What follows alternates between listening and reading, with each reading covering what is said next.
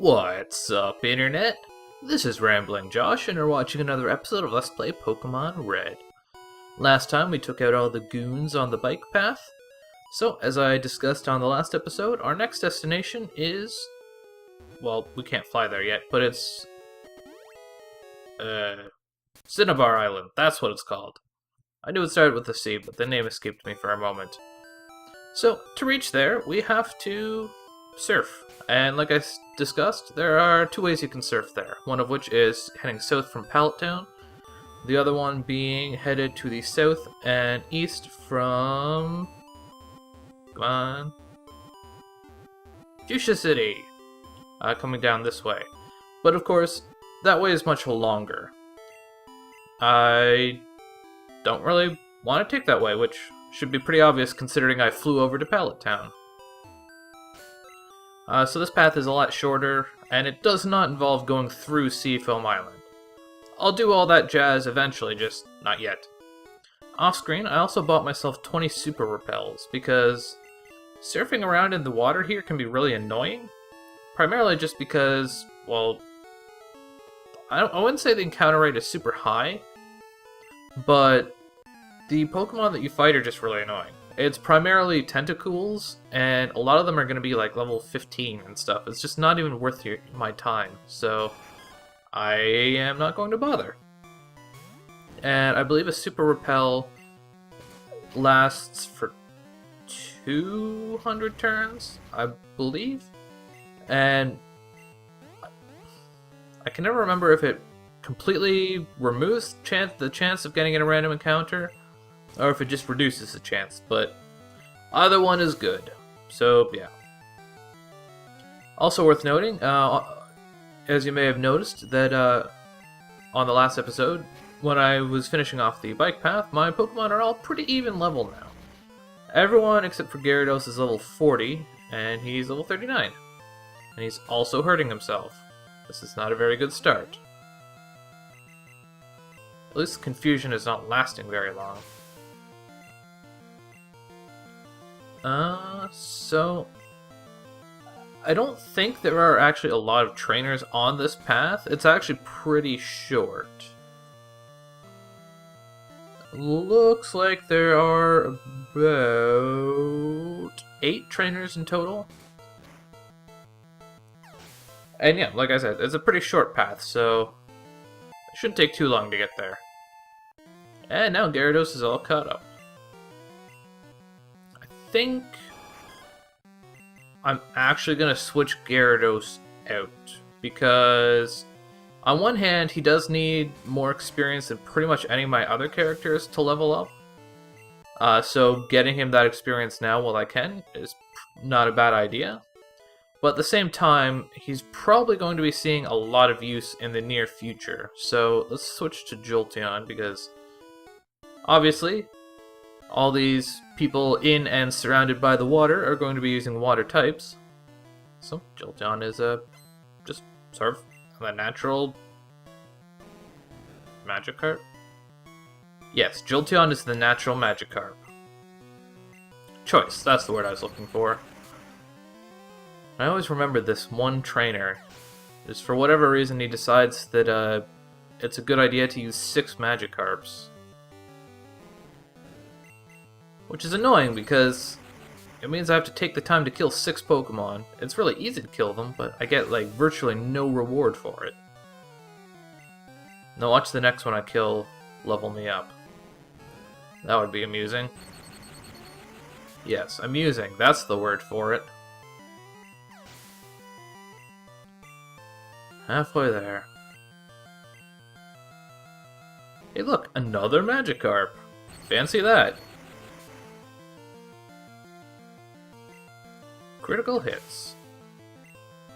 I actually have to kind of wonder if, I've been wondering lately if speed doesn't have some effect on your chance to get a critical hit.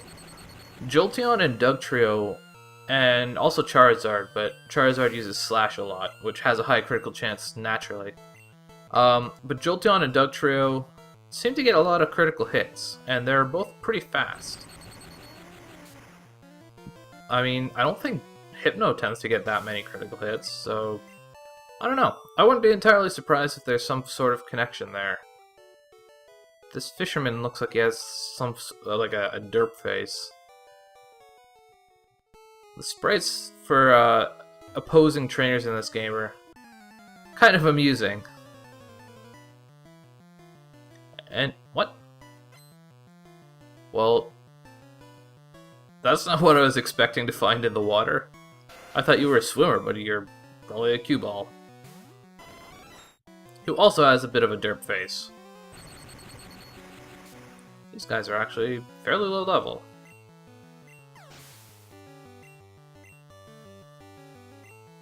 Oh man, tentacles.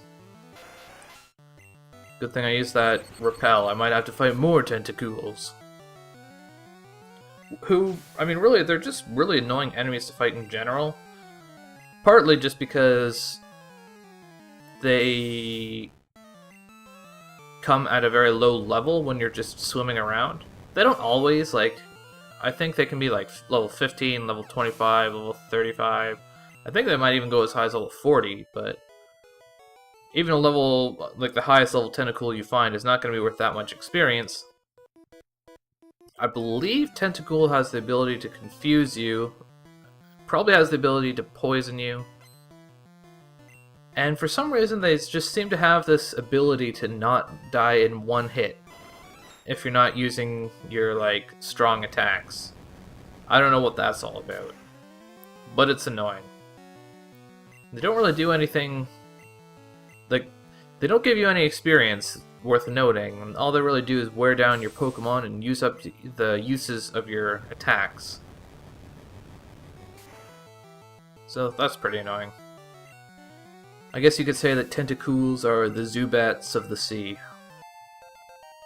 Yay! Jolteon, I'm pretty sure the only ability I have left to learn is Thunder, and I gotta teach it by TM once I actually find it. Jolteon can learn an ability by the name of Pin Missile, which is an interesting ability, but I don't know if it's one that I'm ever going to actually get high enough level to learn. And I'm not sure if it's even really worth using.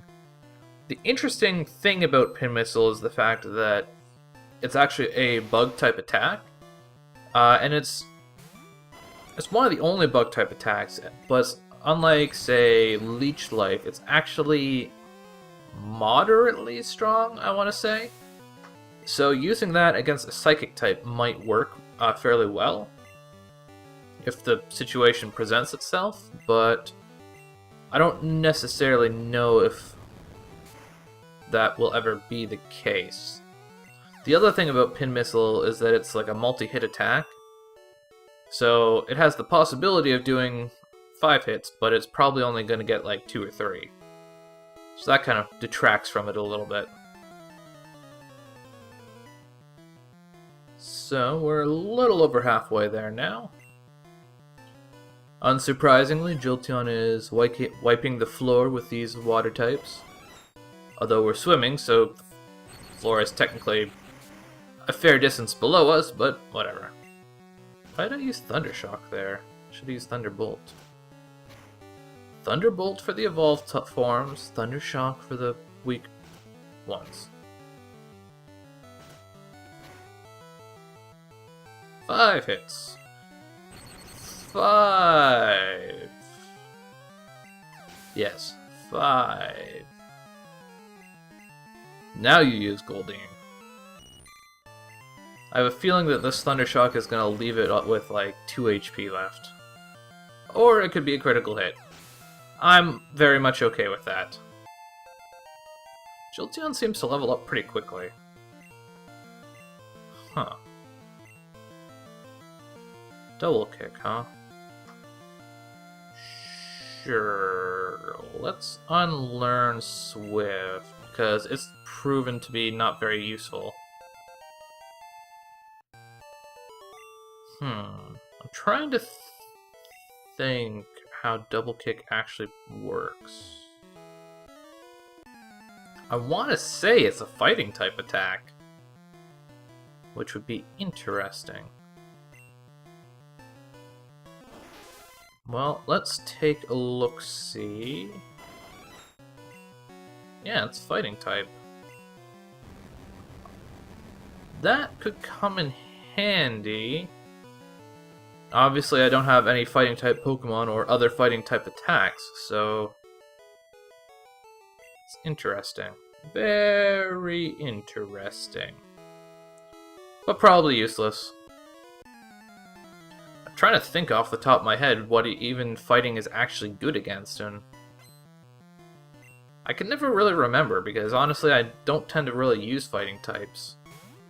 I'm pretty sure they're good against rock and normal. I don't know what else. I would check out the damage type chart in my strategy guide here, but somehow they managed to mess up the strategy, well, the chart in the strategy guide, and like, it's just all messed up. I don't even know. Well, that wasn't a very effective constrict, was it? Seadra! I think my next level goal is going to be 45. I just kind of makes sense. I tend to go in kind of increments of 5. So, obviously 45 comes after 40. Yow! Now, I believe if I head over to the left, there's another trainer right here. If you hadn't noticed, the swimmers perform just like normal trainers in that they will swim right up to you, whereas the fishermen, they won't fight you unless you talk to them. Obviously, being land-ridden, then they are not too likely to swim up to you. And even if you go right up to the edge of their little dock, for some reason they still won't approach. So, yeah, you have to talk to them. You can do so from the water, or you could land if you so choose. I choose to do so from the water just because it involves less stopping surfing and then starting surfing again, because that's kind of annoying. Pant, pant, pant. These swimmers really are not worth much money, but I guess that's not unexpected considering, I mean, where are they going to keep their money in their Speedos? So, we've got the Pokemon Gym here, but it is locked. There's the Pokemart. Might as well pay a visit to the Pokemon Center.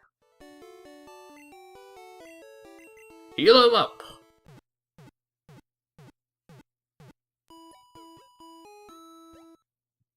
Thank you! And now that we are back on land, I'm going to switch Gyarados back to the front of my order. And just for the heck of it, I will get my Dugtrio back out. Even though eventually I'm going to need the Pidgey to, well, I guess I wouldn't need it necessarily, but to fly back off the island. But in the meantime, it's better to have Dugtrio. Now then, there is this lab here. Well, before I go any further, yeah, well, that's the rappel done, which is handy. It lasted us all the way to the island.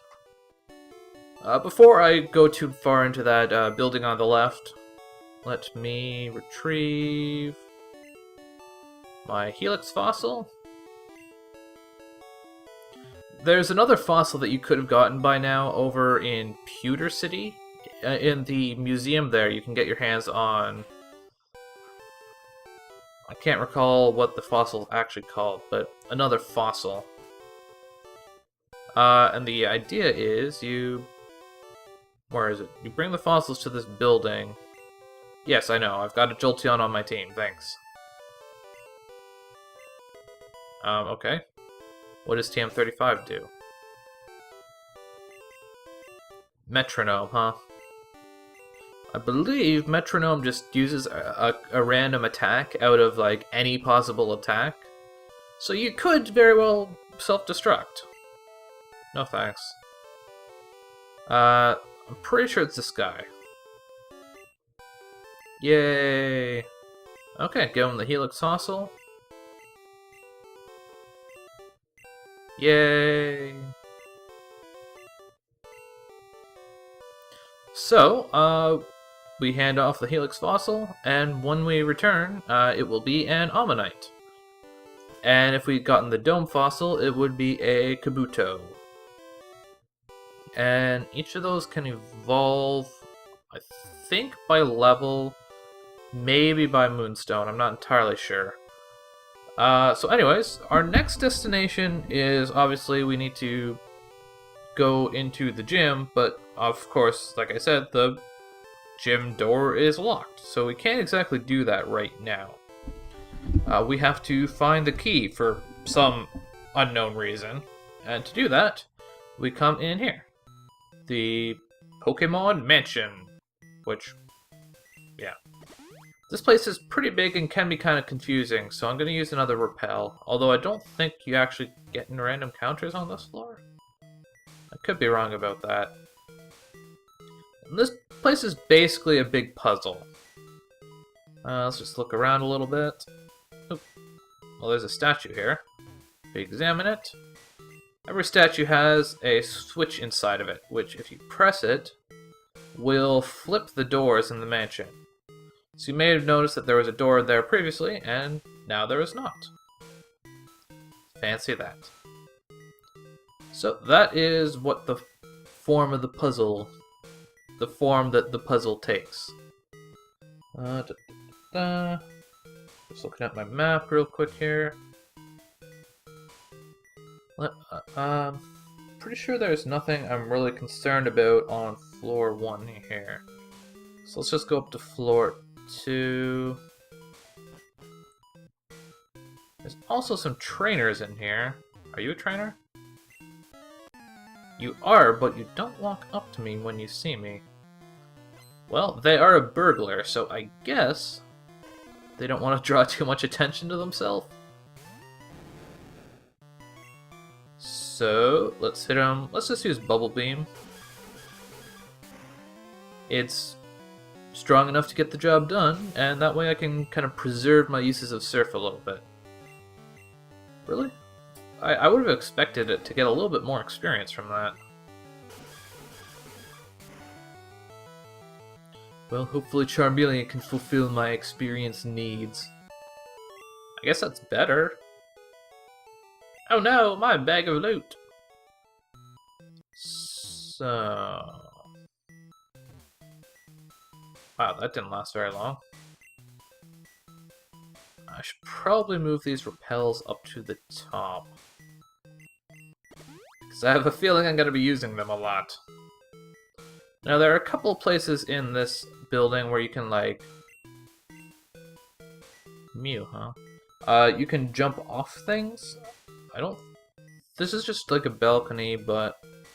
That's kind of an important fact about this dungeon. There's one place where you have to jump off in order to reach, you have to orient the doors properly and then jump off and reach a floor below you.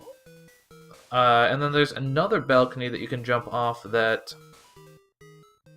it actually takes you out of the dungeon. So obviously, you want to be watchful for that one. So, let's try now. Is there not a switch around here somewhere?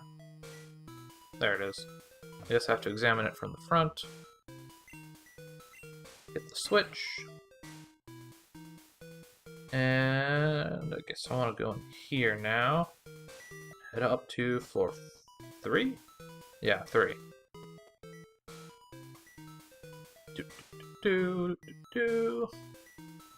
Use another repel, because I don't really want random battles while I'm...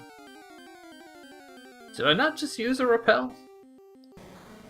Well, I guess it's not a 100% chance to prevent getting into battles. Oh well. Let's try Ice Beam. Well, that didn't work as well as I would have hoped. Oh well. Surf it is.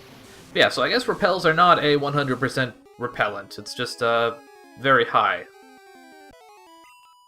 Either that or somehow I messed up using the repel. Anyways, we find some iron. I'll use all these stat up items once I'm done in this place. I kind of want to just get it done with. if I'm totally honest. Which is kind of the meaning behind the repels. It's like, I don't want to get in random battles while I'm messing about with the puzzles and all that in here. So we've got a scientist who... It's kind of weird, like, my vision of this place is always lots of fire types, and yet our last two battles were against a Weezing, who is not fire type, and now a Magnemite, or more accurately, a scientist, who focuses on electric types, obviously. But I guess at least it's a job for Dugtrio, so I guess it's a good job I got him back on my team. So while I'm doing this, I'll try and kind of figure out this map here a little bit. Quickly kill this Magneton pretty readily with Earthquake.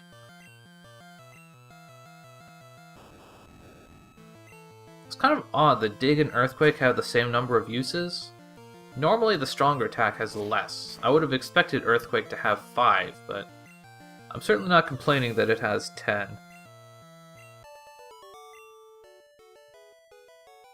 Woo! Overwhelming! Now, there is a staircase over here, but I believe... Wow. Another random encounter with another Weezing. Okay. If this keeps up, I might as well just put Hypno up front. It kind of makes me feel like I somehow messed up using that repel. Even with the critical hit, it was not a one-shot kill. But close enough. 2 critical hits in a row. Pretty sure there's nothing down here, though. Yeah. Now, this is the spot I was talking about earlier about the, like, jump-off point. It's actually kind of mean. Like, this is right near the end of the dungeon, and one side, the side on the right, takes you all the way out of the dungeon, and this one takes you down a floor. And there really isn't any way for you to know which is which beforehand. It's just literally like, pick one. Like, you wouldn't even assume that one of them is going to take you out of the dungeon, so you're just trusting that the game is leading you in the right direction. It's like, nope, this actually takes you out of the dungeon. Sorry, we didn't think you need to know that. Guess you gotta start all over again. Of course, it hasn't taken very long for me to get here, but that's kind of... A lot of that, I think, is just the repels, because obviously I've done a lot of looking around and stuff. And Gyarados is now learning Hydro Pump, so I'm gonna replace Bubble Beam with Hydro Pump. Hydro Pump being the strongest water-type attack. So that's handy. And I might as well switch Hypno in, being as this is a Weezing. These enemies are still very low level. It's kind of strange. And honestly kind of annoying. Like, I want high level enemies, I want more experience, I need to level up. But they won't let me. They won't let me. That's enough of that. I'm sorry. I don't know if it shows you like a display in the top left of how many steps you have left of your repel or something like that.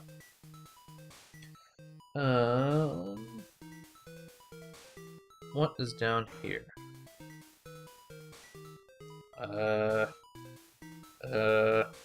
Okay. So I'll come in here. These diaries around the place talk a little bit about the creation of Mew and Mewtwo, which are like this game's super Pokemons. And obviously, well, they're also fairly famous in the kind of Pokemon lore. Like, the entire first Pokemon movie was all about Mew and Mewtwo, if that's something that you've watched. I know I did. It was pretty serious stuff when I was a kid.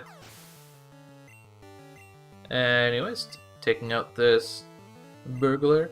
Unfortunately, we don't have Bubble Beam to rely on for our kind of mediocre opponents anymore. So it's either Surf or Hydro Pump. Although honestly, Surf makes a fairly good replacement for Hydro Pump if you don't want to replace attacks. It's a little bit weaker. I want to say Surf is 80 and Hydro Pump is 90 or 100 in terms of like base power. Blizzard. Okay. I didn't think Blizzard was actually here. Well, whatever. I want to teach Blizzard to Lola, aka Jinx. Yes, please. I'm just gonna unlearn Psywave because apparently it's bad. I actually forgot to look up what it actually does, so I guess that's on me. Anyways, I'm assuming I should press this switch. That will open up this door on the left. There's an item over here. Nope, I guess I should actually aim properly. And I'm pretty sure that that should open up the door on the right side. Yeah, that was closed before. There's a scientist up there, so I might as well preemptively switch... No, not stats. Preemptively switch Dugtrio up to the top. Why, hello there, scientist! I did not expect to fight you here! Oh wait, yes I did.